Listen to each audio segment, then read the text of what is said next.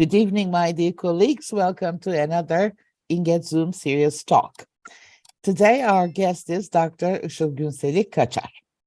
Işıl Hocam is an English instructor at the Department of Foreign Language Education at the Middle East Technical University. She is interested in pre-service language teacher education, pre-service teacher identity, English as a lingua franca, flipped instruction, mentoring, the integration of technologies into English language teaching, telecollaboration, and teaching writing. The title of her talk this evening is Universal Design for Learning, UDL, in face-to-face and online learning environments. Thank you, dear Işıl Hocam, for being with us, and welcome again. The screen is all yours. Thank you, Aydan Hocam, for this nice invitation and giving me the opportunity to present an important theoretical framework in the field of ELT. In my talk, I will be talking about the universal design for learning, in short UDL, in face-to-face and online learning environments. Now, I would like to move forward. Okay. Now, I'd like to first talk about the outline of my talk. Firstly, I'd like to talk about what is UDL, a description, a brief introduction to the topic, and then I will move on to the history of UDL and the background to the emergence of UDL. And then I will proceed to the UDL pillars and UDL curriculum. And I will talk about the UDL strategies in the classroom, and then the UDL design cycle. And then I will proceed to the UDL in online learning environments. And then towards the end, I'd like to point out the link between flipped learning and UDL, and then I will conclude. Now, what is UDL? UDL, the acronym for the Universal Design for Learning. It's a theoretical framework developed by the Center for Applied Special Technology. It is developed to guide the design and development of learning environments that represent materials in flexible ways. It offers a variety of options for learners to comprehend information, demonstrate their knowledge and skills, and be motivated to learn. Now, why do we have it? So, in the 21st century, classrooms are filled with students having diverse profiles. Those learners have different needs. They come from different educational backgrounds. They have different attention spans and interests. They have different language abilities, and they have different cultural backgrounds. And when we look at the history of UDL, it was developed in the 1990s and early 2000s by the Center of Applied Special Technology, CAST, as a framework for developing curriculum more accessible for all, including students with and without disabilities, or learners with special needs.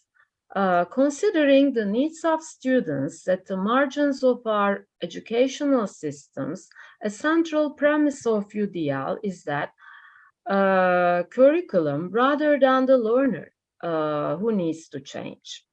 Mayer and Rose emphasize the power of digital media as a means for developing a flexible curriculum to support the varied needs, abilities, and interests of students in the classroom. UDL is grounded in values of social justice and inclusion. A central premise of UDL is that curriculum should be proactively developed with flexible and engaging options available to all learners. Two fundamental tenets of UDL are as follows. We can address learner variability and reduce barriers in curriculum and instruction through intentional and proactive design. The ultimate goal of UDL is to develop expert learners.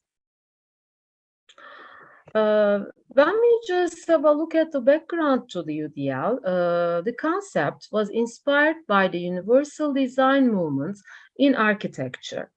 This movement calls for the design of structures for individuals with special needs and accommodate these needs from the outset. Universally designed structures are more usable by individuals with special needs, but in addition, they offer unforeseen benefits for all the users. They are also beneficial to people pushing strollers, young children, and even the average walker. The process of designing for individuals with special needs has led to improved usability for everyone. The universal design movements changed how architectures think about designing buildings. Similarly, UDL calls for a shift in how educators think about designing learning environments. Traditional curricula in printed text and new curricula with inaccessible digital technology present a host of barriers, limiting learners' access to information, their ability to express knowledge, and ability to be engaged in learning. A fixed one-size-fits-all curricula disregards the diversity in skills, needs, and interests that individuals bring to learning. And UDL researchers emphasize that there is no average learner. So actually, we can talk about the average learner as a myth. So an average can be calculated, but it doesn't define the variations of the learners, nor support the design environment. And at this moment, I'd like to move on to the three pillars of UDL. The first pillar is addressing learner variability. UDL is based on the premise that learner variability is the norm. All learners have varied abilities, strengths, experiences, and preferences. These might change depending on one's context and development level. A UDL curriculum is designed and developed to take full advantage of the inherent variability in individual learners. It is innately flexible, enriched with multiple media, so that many paths are provided to develop the talents of all learners. A UDL curriculum reduces barriers as well as optimizes the level of challenges and supports to meet learners from the start. As an instruction design framework, UDL provides a structure to proactively build and support addressing the learner variability existing within any group. The process of planning instruction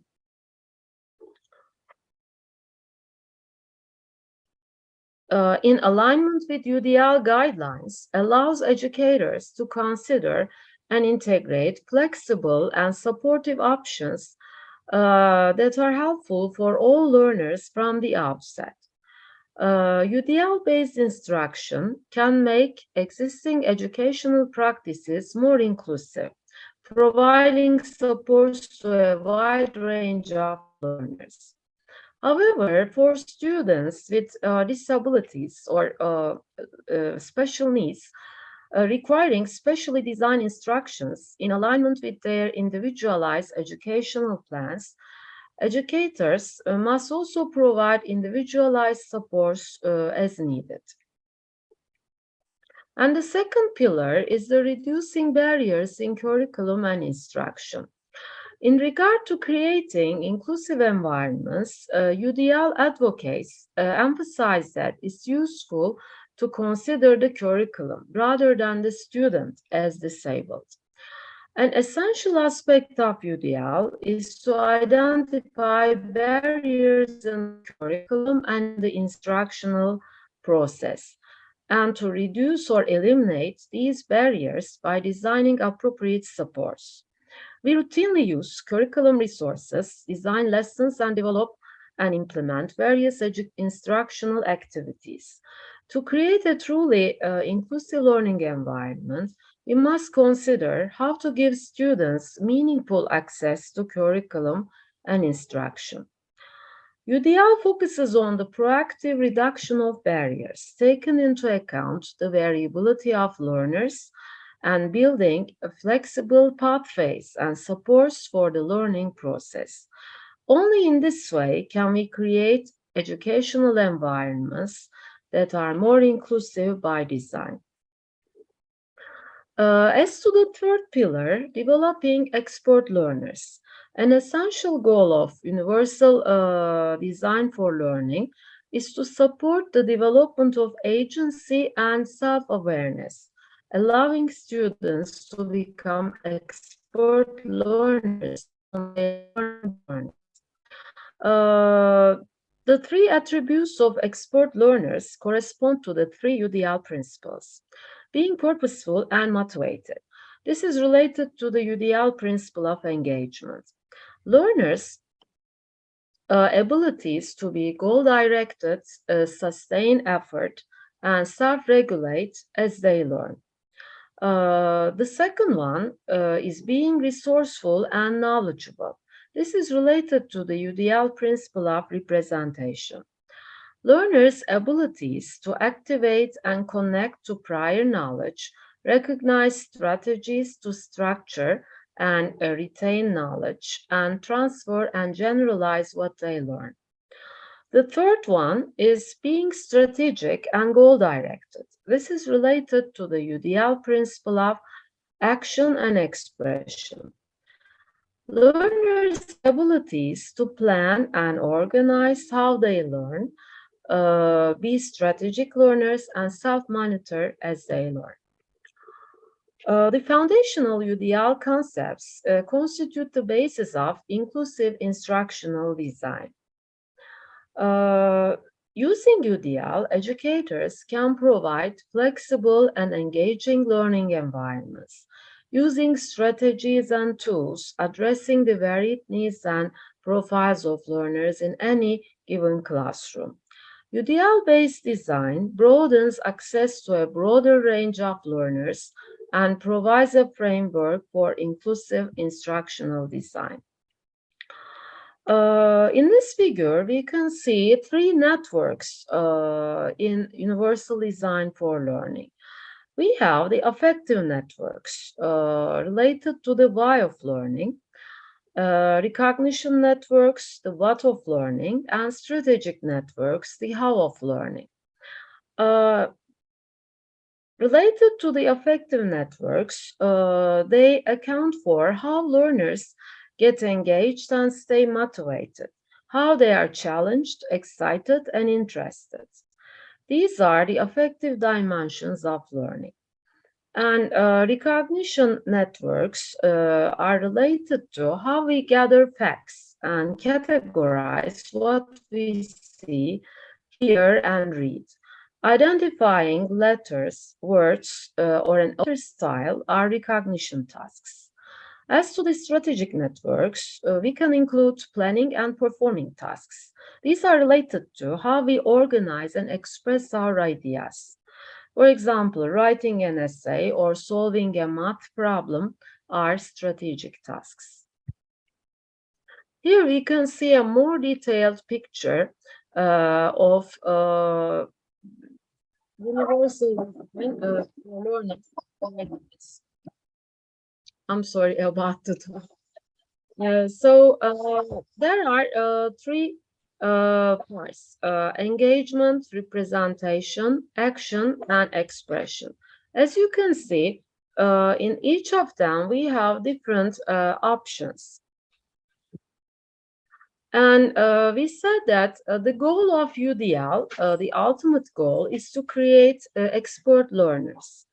So each of these pillars, actually, these are related to different features of expert learners.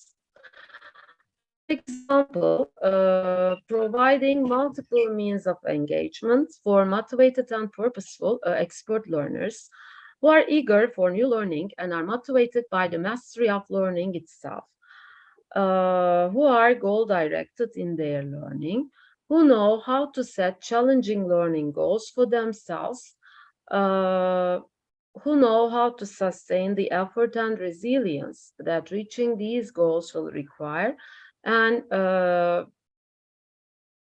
expert learners can monitor and regulate emotional reactions that will be impediments or distractions to their successful learning. UDL curriculum. Now I'd like to talk about the features of the UDL curriculum. Each UDL principle is expanded into UDL guidelines and checkpoints. The depth and comprehensiveness of the UDL guidelines can guide educators to build flexibility into all components of a curriculum: goals, methods, materials, and assessments, so that all learner students are supported in their access, participation, engagement, and ongoing monitoring of progress across all facets of learning. In the UDL curriculum, formative assessment is employed during instruction to monitor student progress and inform instructional decisions. Formative assessment is considered valuable in the UDL curriculum, more valuable than summative assessments that measure student performance after the completion of instruction. Designing curriculum aligned with the UDL principles ensures that the goals, methods, materials, and assessments work seamlessly together to optimize learning. One of the most essential ingredients of curriculum engaging students in the learning process. In the UDL curriculum, involving students in the process of setting a learning goal as critical to its achievement as the goal statement itself. Having students restate goals in their own words, asking students for feedback about their goals, and supporting students in setting goals for themselves are all critical to developing their self-efficacy and engagement in learning. Providing a rich array of materials and multiple paths to reach a goal not only recruits students' interest and motivates them, but also provides opportunities for them to explore and develop their interests.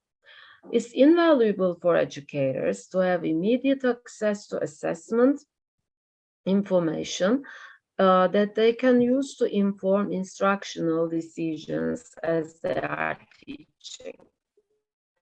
Involving students in monitoring their own progress by sharing information about their own learning behaviors and performances through self-reflection is empowering.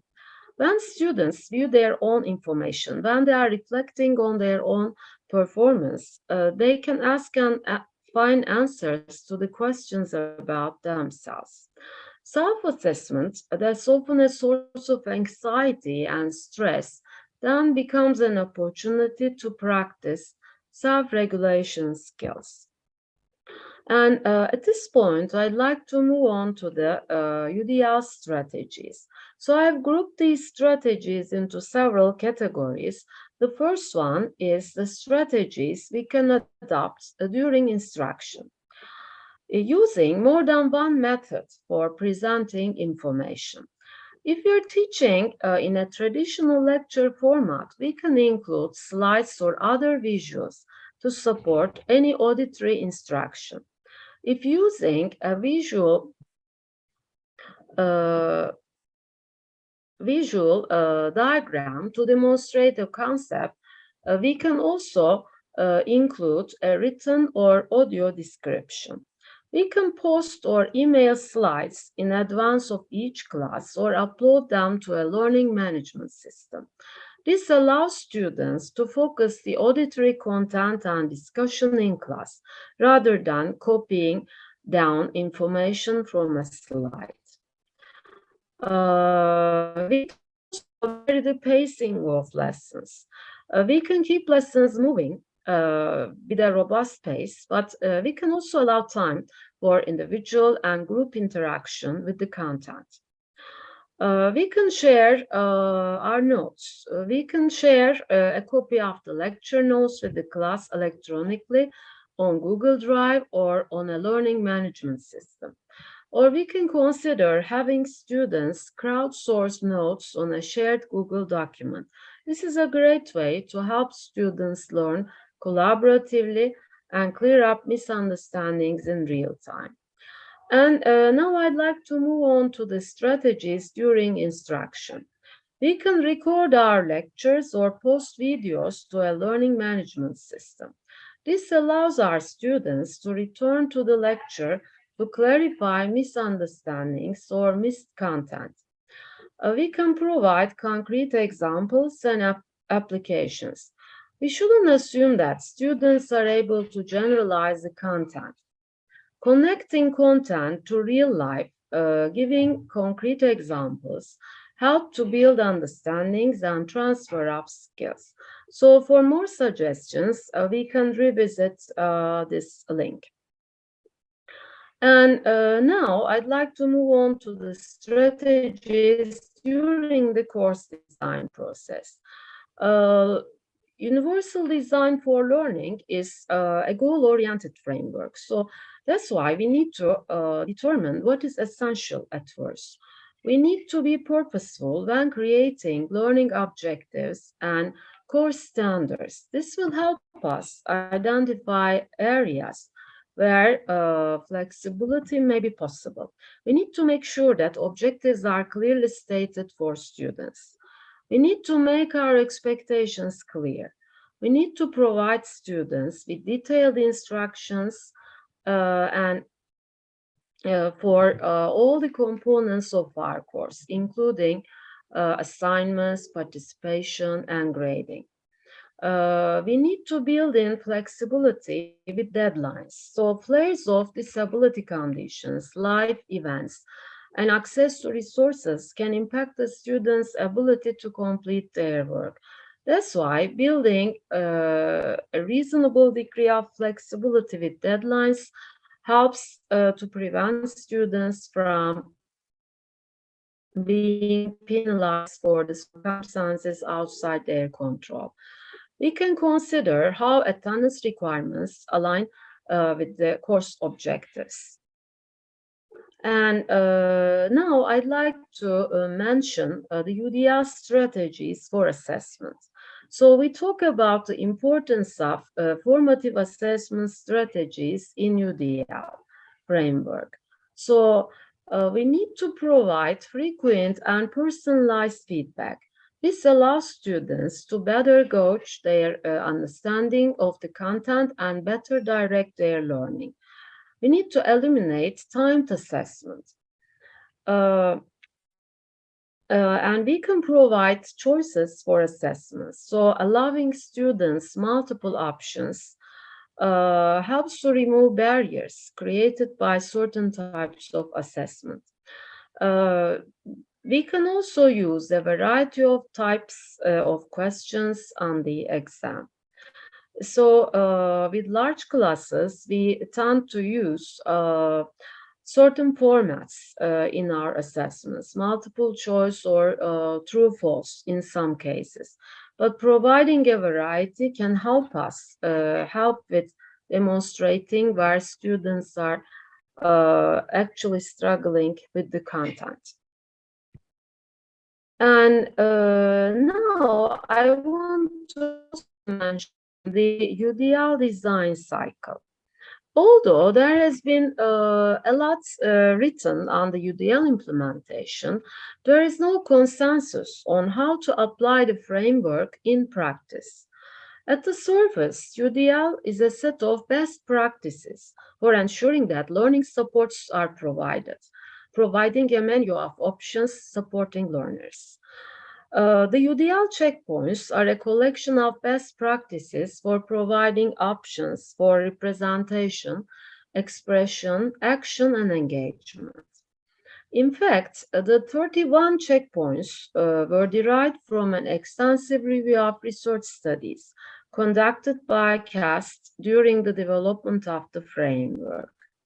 Many of these checkpoints are identical to strategies that teachers use to differentiate instruction, so they can seem familiar to teachers, especially those trained in inclusive practices or special education. The UDL design cycle integrates the core components of commonly used instructional design models and processes, such as EDI and backwards design. The UDL design cycle begins with a learner analysis and bases instructional design decisions on what we know about our learners. As with the backwards design, the UDL design cycle begins with identifying the end goals and defining the evidence of learning before developing instructional methods. In the heart of the design process lies the consideration of learner variability and the proactive integration of supports and scaffolds to reduce barriers in curriculum and instruction. Using the UDL guidelines, educators can create learning environments with varied supports to reduce barriers and increase meaningful access to learning for all. The UDL design cycle begins with a consideration of learner variability factors. The first step is to develop a few clear goal statements and then reflect on what knowledge and skills students will need to master these goals. The next three steps are developing assessments and making decisions about methods and materials. These follow from this initial step of developing clear goals. Design decisions should be made with the consideration of students' abilities, strengths, support needs, preferences and interests, and their backgrounds. In this figure, we can see this design cycle in 6 steps. So the step 1, we start out with the consideration of learner variability, identifying clear goals, developing assessments, developing flexible methods and materials, implementation of the lesson, and reflect and revise. So this cycle can be applied when designing instruction for any format, face-to-face, blended, or fully online. When designing for online environments, some additional considerations should be taken into account in the design phases. Online learning can refer to various formats of online delivery, including fully online instruction, blended and hybrid modes. And it can also include asynchronous and synchronous modalities. It's important to consider how to use both formats to most effectively deliver lessons. Here we can see the UDL design cycle for online learning environments. So in this figure, I also would like to point out the assessment phase. So we use formative assessment that provide information on student mastery towards goals.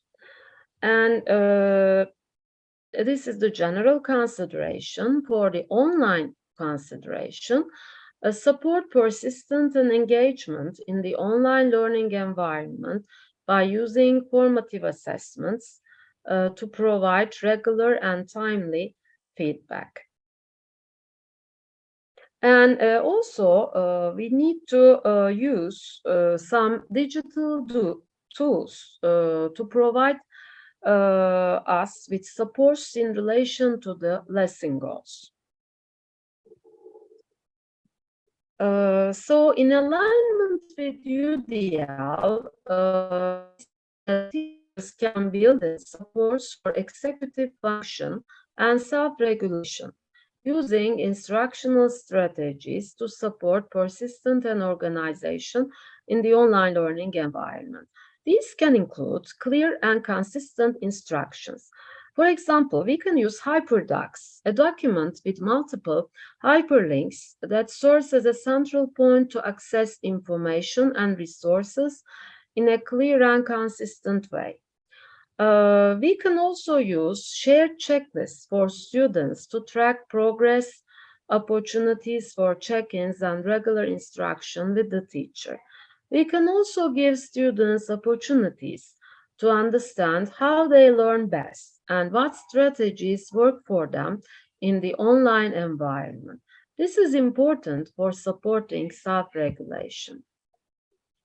And it is advised to chunk lessons for online learning. When designing lessons for the online learning environment, teachers should begin by identifying the overall goals for a unit of instruction and then determine how to meet those instructional goals through a series of online learning experiences. Yeah, this is actually to identify chunks. For example, we can think about a lesson or unit we teach. This lesson can be something we teach in a day, several days, or a week. The second one is identifying the objectives for that lesson or unit. The third one, we can think about the learning experiences students will need to master these objectives. Each learning experience can be a chunk that includes some activities or assignments. A chunk might include things we teach and activities students do and opportunities to meet or collaborate to enhance learning. And this is actually a sample design worksheet. So use actually such a worksheet to organize our online learning experience.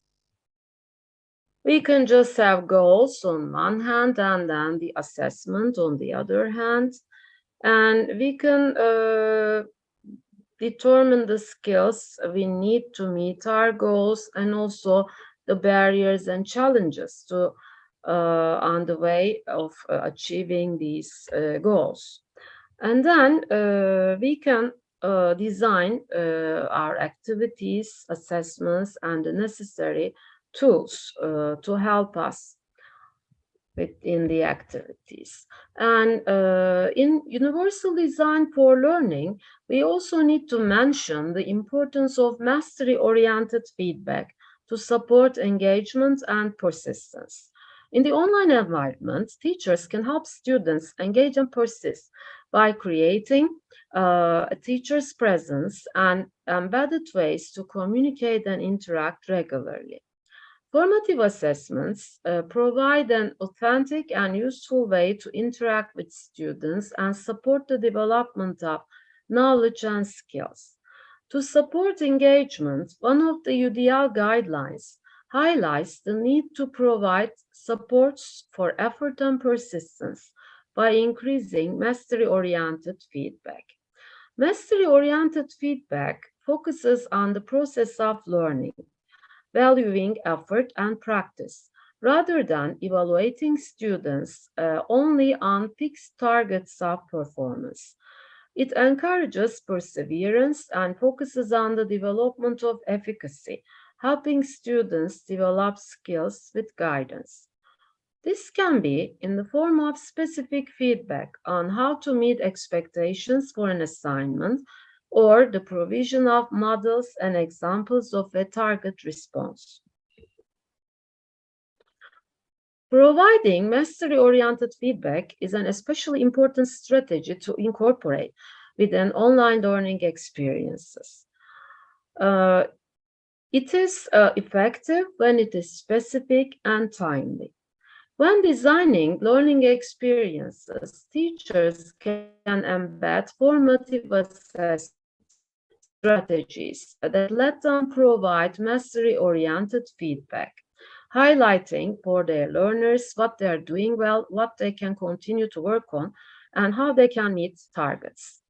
In the online learning environments, teachers can provide mastery-oriented feedback using collaborative and interactive digital tools that facilitate leaving comments and notes using text, audio, or video.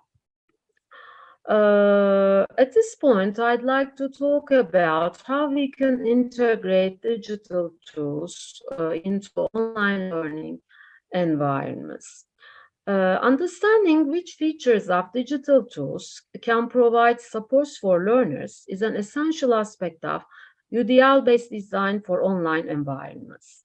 When designing for online learning, teachers should consider the features and affordances of digital tools and how these can be integrated with instructional strategies to support learners. The multimodal nature of digital technology provides various options for students. For example, text-to-speech, a feature built into many digital textbooks and available as a browser extension, is a powerful way to support students with reading skills, such as decoding, fluency, and comprehension. Tools allowing users to interact with or create content using text, images, audio, and video also provide powerful supports for demonstration and application of knowledge and foster collaboration and interaction with peers and teachers. So teachers can select tools that are aligned with their lesson goals, and they can use strategies that incorporate the support features of these tools. Here, in this figure, I tried to share some of these digital tools that can foster learning in online UDL-based environments. For example, for reading, we can use some literacy support extensions, such as Read and Write for Chrome and Just Read or Zengango. So these are only three examples. The digital tools are not limited to only these three. And we can also use text-to-speech features, helping us with the decoding and reading fluency, for example. For this purpose, we can use several speech-to-text apps, like Google Documents, voice typing, speech notes, or voice stream reader. And for writing skills, using digital graphic organizers support brainstorming and planning. For this purpose, we can use graphic organizers, some mind mapping tools such as MindMeister and Bubbles, or grammar and spell check tools to support revision and editing, Grammarly and Ginger. And we can also facilitate students' demonstration of their knowledge using certain digital tools. For example, VoiceThread, plot generator, or storyboard might be used for to provide multimodal tools for students to integrate text, images, audio, and video to demonstrate what they know. Or we can also choose to use infographics such as Canva or PictoChart. Or we can use some formative assessment tools such as Flipgrid, Padlet, Google Jamboard, Edpuzzle, and PlayPosit. And as a formative assessment tool, we can also use Ziplet.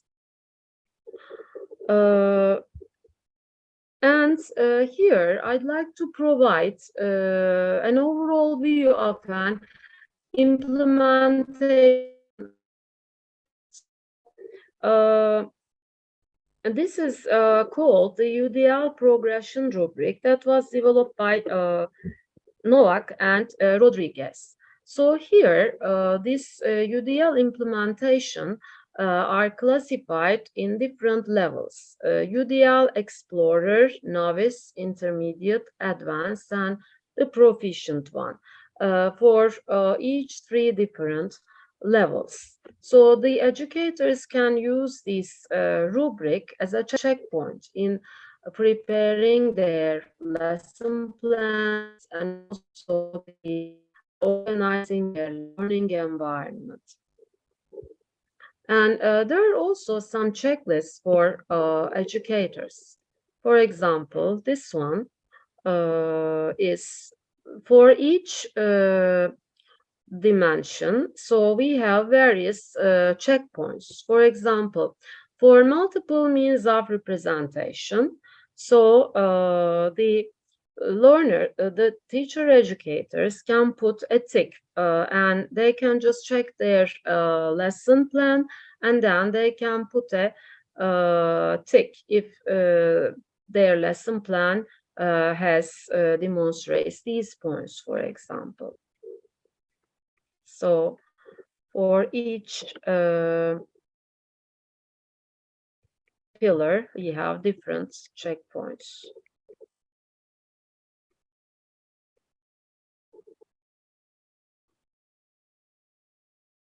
Işıl Hocam, Sedat Hocam says we cannot see this screen. I can. Actually, I can also see the PowerPoint presentation, but I think Işıl Hocam clicked on the link and another Google Chrome window or something like this. Yes. Okay. Yes. Yes, we cannot see that screen.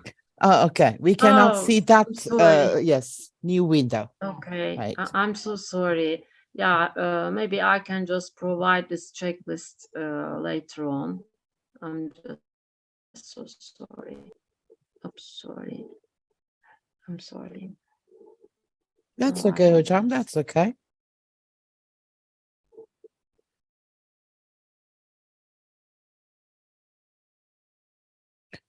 If you're interested, maybe you can just note down Yes, the they link can. and then visit it yourself and see. They can also email me, Hoca. Yes, I will also be providing, my email information as well. Yes, they can also have access to the recording, so they can also check themselves. Okay, Of course. You. Sorry about the disruption. No problem, Hocam. When it's a long presentation, I just decided to put a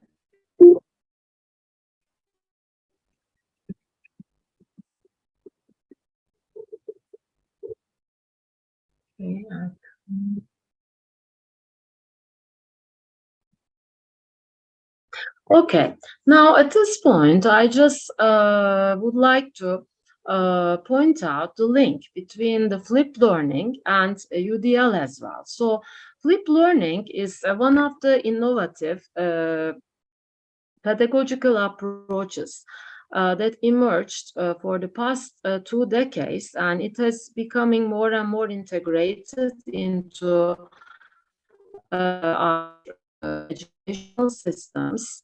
and particularly after the emergency remote teaching period and in the COVID era. So we can find some parallels actually between the flipped learning activities and the UDL principles. So I tried to outline actually the activities and in what way they are aligned with the UDL principles and the flipped learning stages. For instance, in the representation principle, we can relate it to the pre and in-class flipped learning activities in the form of multimedia support for auditory input. In the pre-stage, where the learners are learning the content on their own, for example, we can use the multimedia input, for example, the Edpuzzle videos, for instance, or we can use the PlayPosit videos. So through this video assignments, we can provide the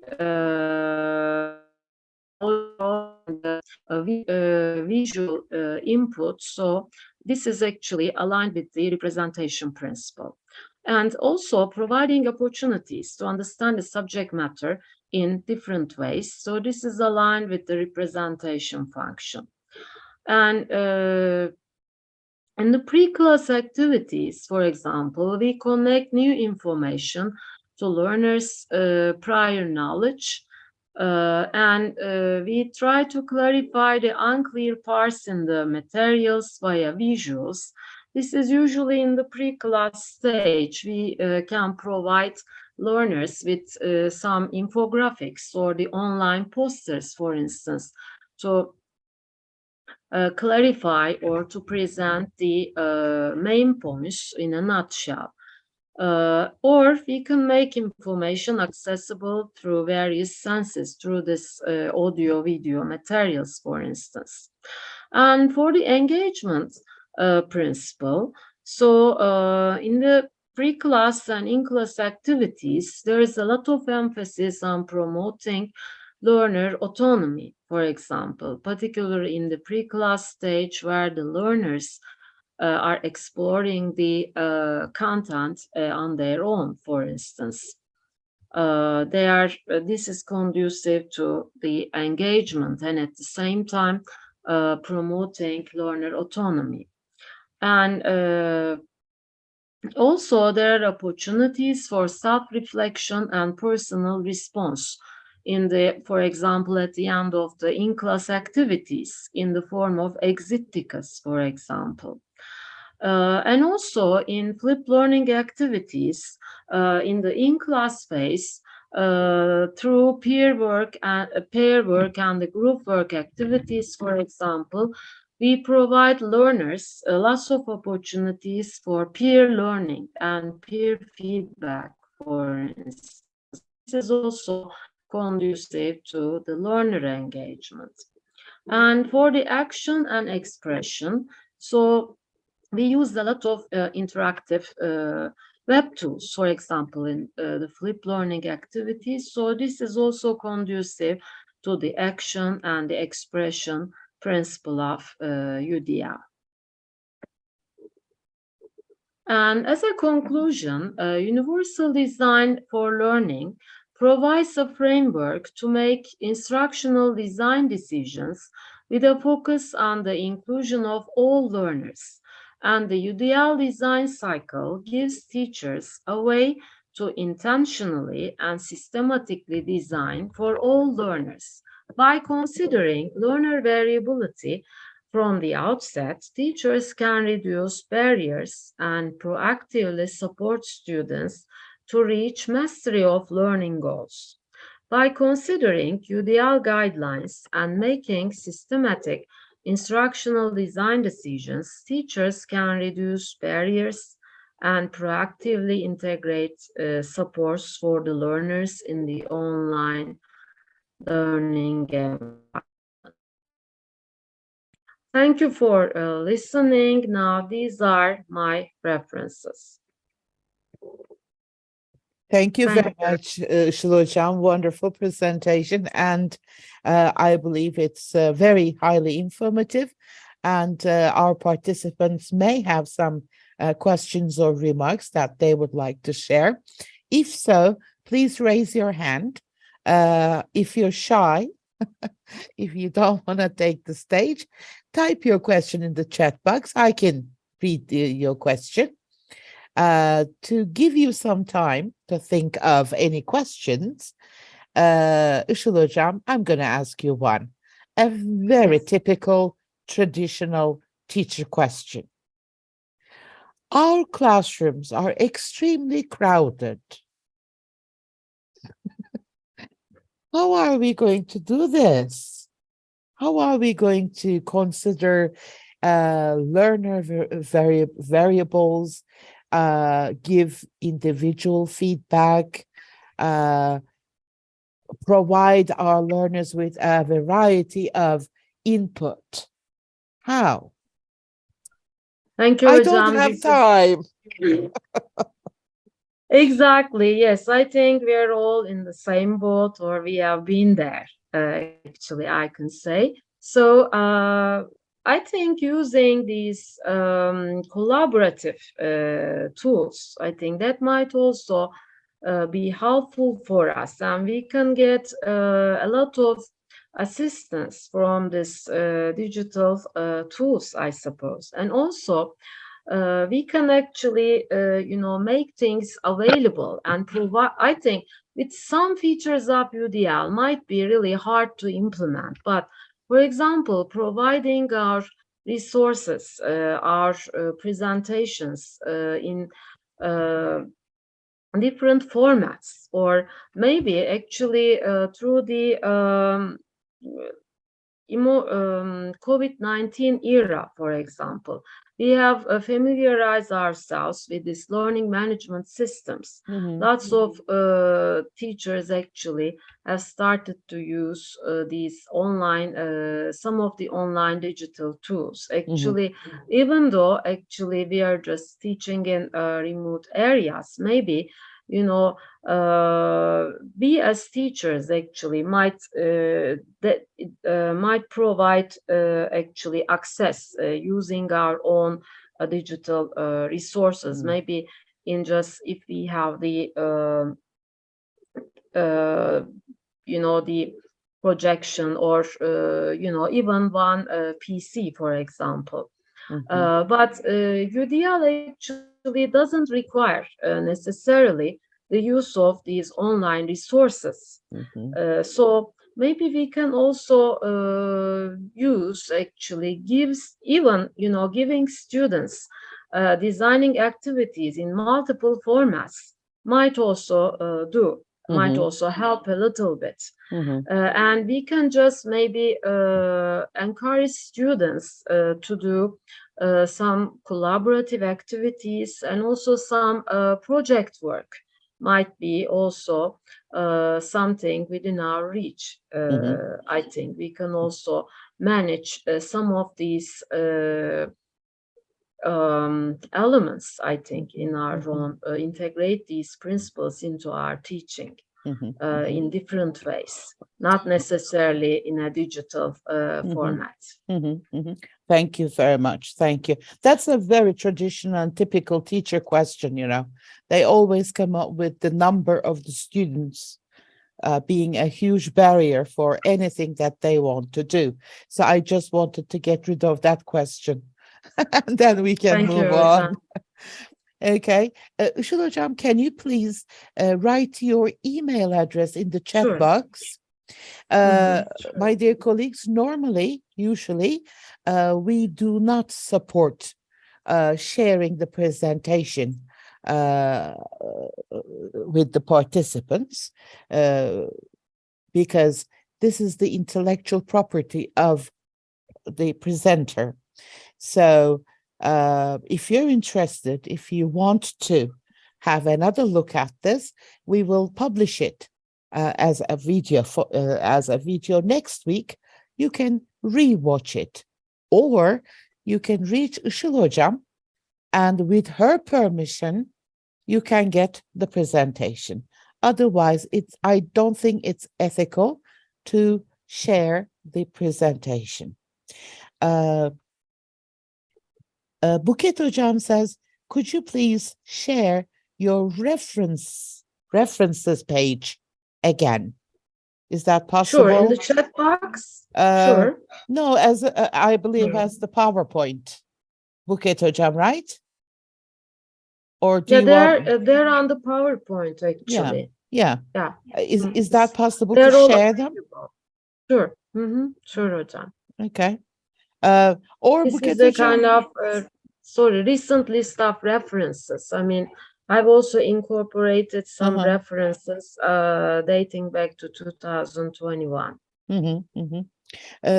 Buket Hocam, maybe you can wait till next week, because you know, when you restart PowerPoint, you need to go through the whole thing, so it may take some time. You're more than welcome. Are there any other questions? Can I go? Yeah, sure. But you didn't raise your hand. I thought that was No, just joking. Just joking. Go ahead, please. Thank you. I kind of hesitated actually because I didn't know where to start. So say thank you for this opportunity. Thank you. Because I've been, this is my second year teaching, and I'm currently teaching with Shirnak, Işıl Hocam knows. This was a great way to reflect on my teaching during these 2 years, because I always question myself being the only teacher at school. Like, I don't know if what I'm doing is right or if it's effective. So this way I got to reflect on my teaching and considered what I'm actually doing right, like, because I thought of how the students are affected by the feedback I'm getting from the students. And I also considered the classroom size and how there's too many students, but it always helps, if not all, but just one student. So if we consider that, it helps to know that our efforts are not in vain. And it's not always just one student. Out of the 40, there's always more than one. Like, again, I don't know where to, like, with what to mention. I just want to say this is very effective. I don't want to go point by point, but yeah, I hear teachers complain a lot about not being happy with what they do. But I think it's only because they focus on the negative instead of like they're not glass half full. So this was a great way to consider that and motivate me to do better. So thank you, Işıl Hocam. Thank you, Zehra. Thank you very much, Zehra Hocam, for sharing your feelings with us. I totally agree with you. If you're not happy with what you're doing, you can always change it. You know, so rather than complaining about how conditions are bad or how you're unhappy with what you're doing, there are always other choices. Yes. So like Zehra Hocam has suggested, you can also have a positive attitude towards teaching, towards your profession, and you know, find a different way.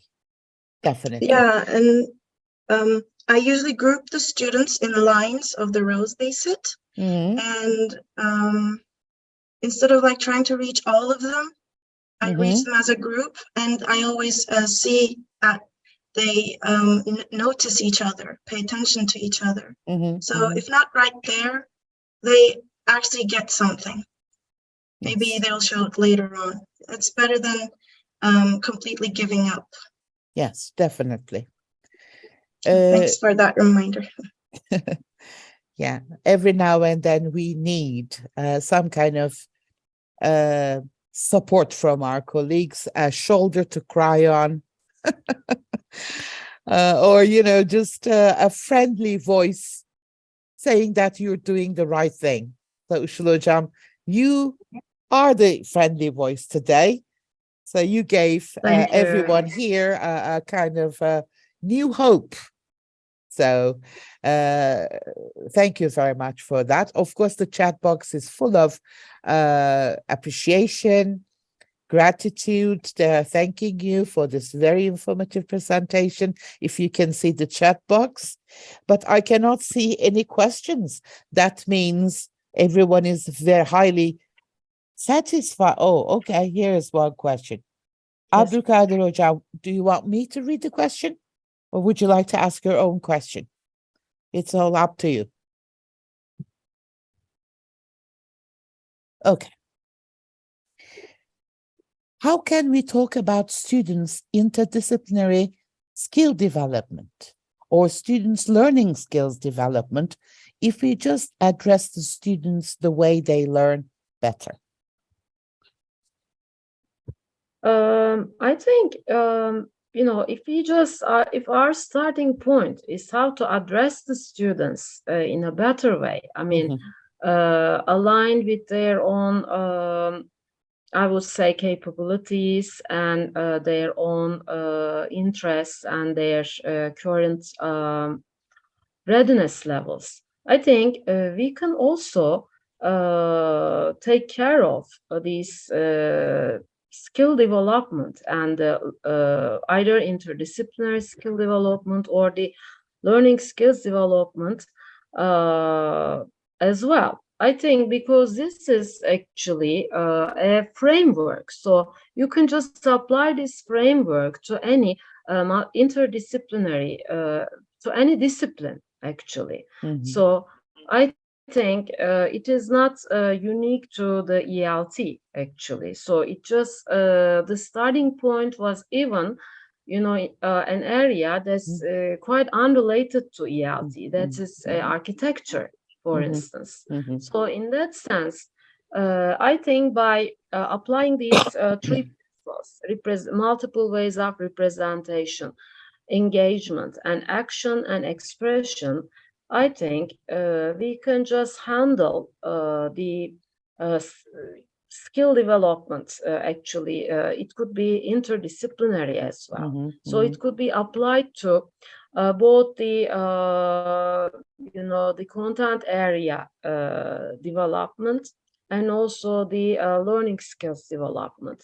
It could be applied to equally both areas, because it just gives us some principles how to increase, for instance, the student engagement, and how many ways, for example, we can design so that students can express themselves. Or, you know, how can we just convey the content in different ways so that it becomes much more accessible. So I think we can just achieve that as well, actually. I mean, by joining, you know, the principles, actually, the content, you know, even though it is interdisciplinary, just provides us with the ways. And I believe, since we are coming up with multiple means of representation, multiple means of action and engagement, maybe students can use the chances, the opportunity to improve their weaker skills as well. They will not focus only on, yes, Işıl Hocam. Yes, please go ahead. They will get much more motivated, actually, to go further. Because most of the time, I mean, if you're just limited to only just one size fits all approach, actually, that's where the students get stuck, and you know, they just give up in the end. So in that sense, if they know that there are multiple ways to reach their goals, and I believe that will motivate them in a much better way in that sense. Fatma Hocam, do you want me to read your question, or would you like to ask your own question? It's up to you. Okay. Is UDL a teaching theory in terms of what's whys, and hows of the teaching process? It is actually called a framework, actually, rather than the theory. And yeah, it just provides some guidelines, actually. So some design principles for the curriculum, for instance. I just referred to this curriculum, how we can just incorporate it into our own curriculum or the course design. And also I tried to give some ways as to how to kind of follow different elements of this design circle.